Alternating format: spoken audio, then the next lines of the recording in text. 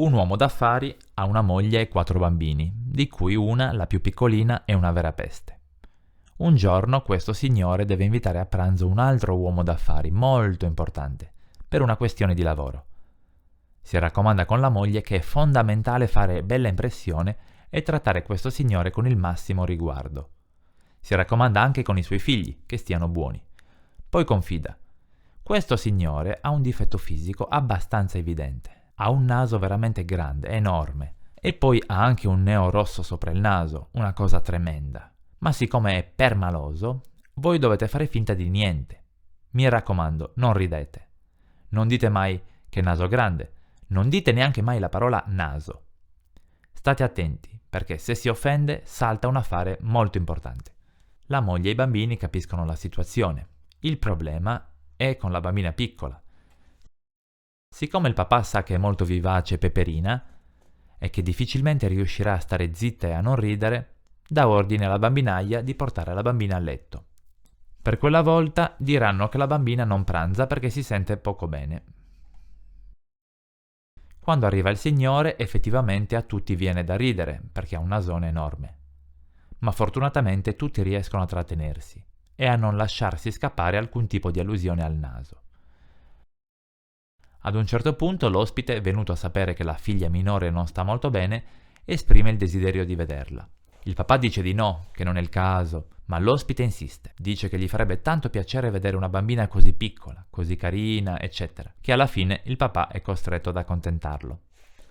Finito il pranzo, dice alla bambinaia di portare giù la bambina. La bambinaia si fa il segno di croce e dice alla bambina: «Mi raccomando, giù c'è quel signore, quello con il naso enorme, che ti vuol vedere. Tu ti ricordi? Non devi mai dire che lui ha un naso grande. Mai. Non guardargli il naso. Guardagli la cravatta. Contagli le righe della cravatta. Così poi, se mi dici quante righe aveva, io ti do una scatola di cioccolatini. Hai capito?» La bambina dice di sì e la bambinaia la porta giù, in sala da pranzo, cercando di non sembrare troppo terrorizzata. Il signore vede la bambina e la saluta. Nella sala da pranzo tutti trattengono il respiro, mamma, papà, fratelli. La bambina saluta il signore, che poi la prende in braccio e le dice che è proprio una bella bambina. Poi le chiede: «Dimmi un po', ti sono simpatico io?» «Sì, però...» Tutti sbiancano. «Però la tua cravatta ha troppe righe». Tutti tornano alla vita. «Ah ah ah, che bambina simpatica», dice il signore. La bambina ha ancora la febbre, vero? Forse è meglio portarla a letto, non vorrei che prendesse freddo», dice il papà, che non si sente tranquillo. La bambina saluta tutti e poi sale le scale per andare in camera. Arrivata in cima alle scale si gira e dice: «Signore!» Tutti trattengono il respiro. «Torni un'altra volta!» Tutti tornano a respirare. La bambina entra nella stanza, ma dopo 2 secondi apre la porta e ritorna. «Buonanotte a tutti!» e se ne va. Il papà riprende fiato, la mamma riprende fiato, i fratelli riprendono fiato.